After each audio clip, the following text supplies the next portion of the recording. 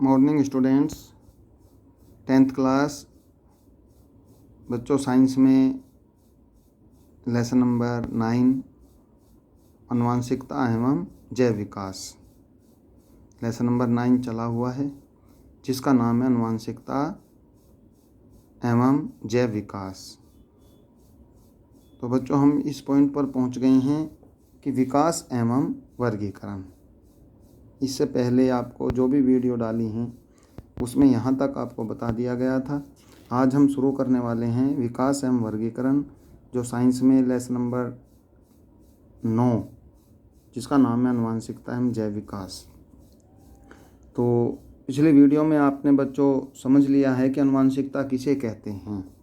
माता पिता के लक्षणों का उनकी संतानों के अंदर पहुंचना आनुवांशिकता कहलाता है, जिसके आधार पर कुछ लक्षण मेल से पहुंचते हैं, कुछ लक्षण बच्चों फीमेल से पहुंचते हैं, और उन्हीं लक्षणों के आधार पर धीरे धीरे वो विकास होता है, जिसमें आज हम अध्ययन करने वाले हैं विकास एवं वर्गीकरण। ठीक है बच्चों, शुरू करते हैं। इन सिद्धांतों के आधार पर हम अपने चारों तरफ पाई जाने वाली विभिन्न जातियों के बीच विकास संबंध स्थापित कर सकते हैं। यह एक प्रकार से समय घड़ी से पीछे जाना है। अर्थात इस विकास के बारे में बच्चों जब हम अध्ययन करेंगे तो हमको कुछ पिछली बातों को याद करना होगा। जैसे 9th क्लास में वर्गीकरण के बारे में हमने अध्ययन किया था। जीवों का वर्गीकरण एक लेसन आता है 9th क्लास में, और उसमें आपने वर्गीकरण के बारे में कि जीवों को किस प्रकार वर्गीकृत किया गया है, उनके लक्षणों के आधार पर इसका अध्ययन किया है, जिसको हम आसानी से समझ सकते हैं। ठीक है बच्चों, विभिन्न जीवों के मध्य समानताएं हमें उन जीवों को एक समूह में रखने और फिर उनके अध्ययन का अवसर प्रदान करती हैं। जब हम इसका वर्गीकरण का, जीवों के वर्गीकरण का या जंतुओं के वर्गीकरण का अध्ययन करते हैं, तो हमें एक ही ग्रुप में या एक ही समूह में रखे गए विभिन्न प्रकार के जीव, एक ही समूह में जो विभिन्न प्रकार के जीव रखे जाते हैं, उनमें समान लक्षण पाए जाते हैं। उन समान लक्षणों के आधार पर हम उनको एक साथ स्टडी करते हैं, एक साथ अध्ययन करते हैं। इसके लिए कौन से अभिलक्षण जीवों के मध्य आधारभूत विभिन्नताओं का निर्णय करते हैं और कौन से अभिलक्षण कम महत्वपूर्ण अंतरों का निर्णय लेते हैं। बच्चों, कई एग्जाम्पल ऐसे होते हैं, जैसे मैं आपको बता दूं कि एक वर्ग, जब जंतुओं का वर्गीकरण हम अध्ययन करते हैं तो एक वर्ग आता है स्तनधारी वर्ग, जिसमें बच्चों मनुष्य को रखा गया है। मनुष्य सबसे उच्च श्रेणी का प्राणी है, उच्च श्रेणी का जीव है, जिसको हम स्तनधारी वर्ग में रखा गया। किंतु इसके साथ साथ जो चमगादड़ है और उड़ने वाला एक तरीके से पक्षी है बच्चों, उसको भी स्तनधारी वर्ग में रखा गया है। अब आप तुलनात्मक अध्ययन जब इनका करेंगे तो मनुष्य के साथ हम चमगादड़ का भी अध्ययन हम कर सकते हैं। चमगादड़ आप जानते हैं पंख होते हैं, पक्षी की तरह उड़ता है, किंतु जब हम साइंस के अंदर, बायोलॉजी के अंदर इसका अध्ययन करते हैं तो इस चमगादड़ को स्तनधारी वर्ग में रखा जाता है। अब इसका ऐसा क्यों है? इसका इसलिए चमगादड़ को स्तनधारी वर्ग में रखा गया है क्योंकि इसके बहुत से लक्षण, चमगादड़ के बहुत से लक्षण मनुष्य के लक्षणों से मिलते जुलते होते हैं, जिस आधार पर हम आज भी जब जंतुओं के वर्गीकरण का अध्ययन करते हैं तो चमगादड़ का अध्ययन हम बच्चों मनुष्य के साथ करते हैं, स्तनधारी वर्ग में करते हैं। तो ये आप अच्छी तरह समझ सकते हैं कि अलग अलग लक्षण होने के बाद भी कई जंतुओं को एक साथ अध्ययन करने का जो अवसर प्राप्त होता है, जिससे हम इन विभिन्नताओं के बारे में, इस वर्गीकरण के बारे में अच्छे ढंग से अध्ययन कर सकते हैं और विकास के बारे में इनकी जानकारी कर सकते हैं। बच्चों, नेक्स्ट पेज पर कुछ आधारभूत अभिलक्षण अधिकतर जीवों में समान होते हैं। कोशिका सभी जीवों की आधारभूत इकाई है। कोशिका सभी जीवों के अंदर पाई जाती है और कोशिका से ही सभी जीवों के शरीर का निर्माण होता है। वर्गीकरण के अगले स्तर पर कोई अभिलक्षण अधिकतर जीवों में समान हो सकता है, परंतु सभी जीवों में नहीं। कोशिका के अभिकल्प का आधारभूत अभिलक्षण का एक उदाहरण कोशिका में केंद्रक का होना या न होना होता है, जो विभिन्न जीवों में भिन्न हो सकता है। जैसे जो सूक्ष्म जीव हैं बच्चों, जैसे जीवाणु है, इनकी जब हम कोशिकाओं का अध्ययन करते हैं तो इसमें केंद्रक नहीं पाया जाता। जब हम उच्च श्रेणी के जीवों का अध्ययन करते हैं, उनकी कोशिकाओं का अध्ययन करते हैं, तो उन जीवों के अंदर, उन कोशिकाओं के अंदर, उच्च श्रेणी की कोशिकाओं के अंदर केंद्रक पाया जाता है। तो इसका मतलब ये है कि एक साथ कोशिका एक जैसी होते हुए भी उनके अंदर जो पाए जाने वाले अंग हैं वो भी अलग अलग होते हैं। केंद्रक युक्त कोशिकाएं वाले जीवों के एक कोशिकीय तथा बहुकोशिकीय होने का गुण शारीरिक अभिकल्प में एक आधारभूत अंतर दर्शाता है कि जो चाहे वो एक कोशिका है या बहुकोशिका है, किंतु अगर बच्चों उन कोशिकाओं के अंदर केंद्रक पाया जाता है तो कहीं ना कहीं उनका आधार एक होता है। उनके शारीरिक बनावट, उनका आधारभूत जो लक्षण है वो कहीं ना कहीं हमको जो है एक समान होते हुए भी कुछ अंतर दर्शाता है, जिसके आधार पर हम कह सकते हैं कि बहुकोशिक जीवों में प्रकाश संश्लेषण का होना या न होना वर्गीकरण का अगला स्तर होता है। कि बहुकोशिकीय जो जीव हैं उनके कार्य एक कोशिकीय जीवों से बच्चों कुछ भिन्न होते हैं। उन बहुकोशिक जीवों जिनमें प्रकाश संश्लेषण नहीं होता में कुछ जीव ऐसे हैं जिनमें अंतःकंकाल होता है और कुछ में बाह्य कंकाल का विलक्षण एक अन्य प्रकार का आधारभूत अभिकल्प अंतर है। अर्थात एक जैसे लक्षण होने के बाद भी बच्चों उनके शरीर की बनावट, उनके शरीर की रचना कुछ अलग अलग होती है। इन थोड़े से प्रश्नों के आधार पर जो हमने यहाँ पूछे हैं, हम देख सकते हैं कि पदानुक्रम विकसित हो रहा है, जिसके आधार पर वर्गीकरण के लिए समूह बना सकते हैं। अर्थात धीरे धीरे नई जातियों की उत्पत्ति हो रही है, नया विकास हो रहा है और समान लक्षण होने के बाद भी उनको निम्न और उच्च श्रेणी में जीवों को रखा जाता है। लक्षण सभी के समान है, अंग सभी के समान है, किंतु फिर भी उनको वर्गीकरण के आधार पर अलग अलग करके हम स्टेप वाइज स्टेप या पीढ़ी दर पीढ़ी उनमें विकास देख सकते हैं, जिस आधार पर हम कह सकते हैं कि विकास और वर्गीकरण विकास का अध्ययन करने के लिए, प्रत्येक जीव के विकास का अध्ययन करने के लिए वर्गीकरण की जानकारी होना अति आवश्यक होता है। ठीक है बच्चों, आगे बढ़ते हैं। दो स्पीशीज के मध्य जितने अधिक अभिलक्षण समान होंगे उनका संबंध भी उतना ही निकट का होगा। इसका मतलब ये होता है कि अगर दो जातियों के बीच या दो स्पीशीज के बीच जो जीव आते हैं उनके लक्षण जितने समान होंगे उनका संबंध भी उतना ही अधिक होता है। कुछ समानताएं होती हैं, कुछ विभिन्नताएं होती हैं जो उनके पूर्वजों पर निर्भर करती हैं।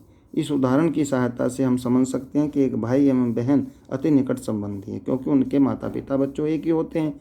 भाई बहन उनसे पहली पीढ़ी में उनके पूर्वज समान थे, अर्थात वे एक ही माता पिता के संतान हैं। समझ रहे बच्चों, एक ही माता पिता की संतान है। लड़की के चचेरे ममेरे भाई बहन भी उससे संबंधित हैं, परंतु उसके अपने भाई से कम हैं।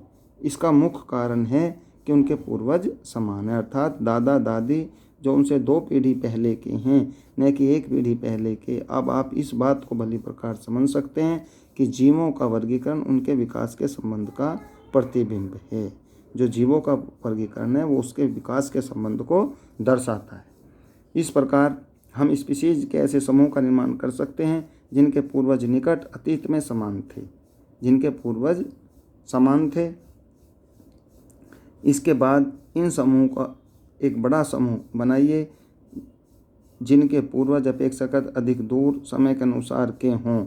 सैद्धांतिक रूप से इस प्रकार अतीत की कड़ियों का निर्माण करते हुए हम विकास की प्रारंभिक स्थिति तक पहुंच सकते हैं। जब हम बच्चों पीढ़ी दर पीढ़ी इनका अध्ययन करेंगे, मेंढक का अध्ययन करते हैं, चिपकली का अध्ययन करते हैं, पक्षी का अध्ययन करते हैं, मानव का अध्ययन करते हैं, उनके हाथ और पैर की हड्डियों का हम अध्ययन करते हैं, तो हम धीरे धीरे जब पीढ़ी दर पीढ़ी उनके पूर्वजों का अध्ययन करेंगे तो हम पाएंगे कि इन सभी के लक्षण, इन सभी के पूर्वज एक जैसे थे। जिस आधार पर हम कह सकते हैं कि कहीं ना कहीं सभी जीवों के अंदर एक जैसे लक्षण दिखाई देते हैं, जिस आधार पर हम कह सकते हैं कि यह रोचक होगा यदि हम अपने सिद्धांतों का प्रतिपादन कर सकें।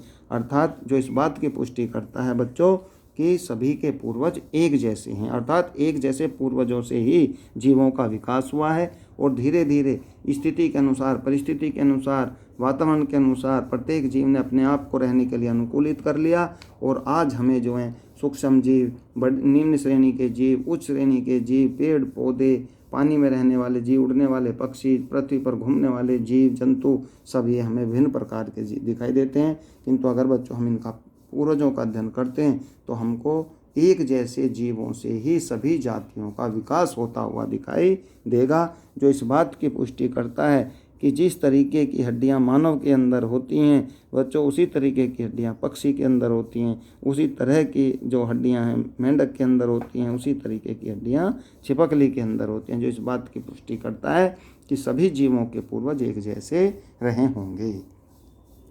ठीक है बच्चों, ये विकास एवं वर्गीकरण के बारे में बताया गया है कि वर्गीकरण से ही विकास की पुष्टि हो सकती है। अब नेक्स्ट पॉइंट है विकास से संबंध खोजना, कि हम विकास से संबंध कैसे खोजेंगे कि सरीसृप वर्ग में आने वाले जीव, पक्षी वर्ग में आने वाले जीव या पानी के अंदर रहने वाले जीव सब एक जैसे कैसे इनको कहा जा सकता है। जब हम विकासशील संबंधों को जानने का प्रयास करते हैं तो हम समान अभिलक्षणों की पहचान किस प्रकार करते हैं।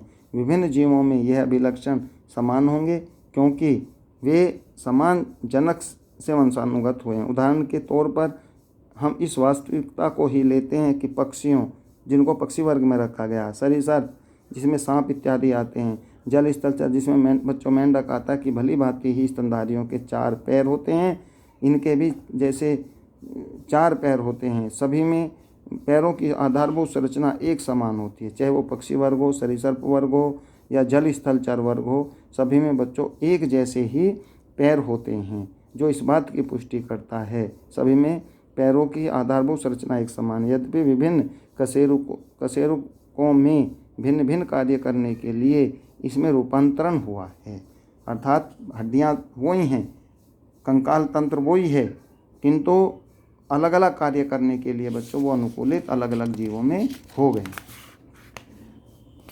नेक्स्ट पेज पर,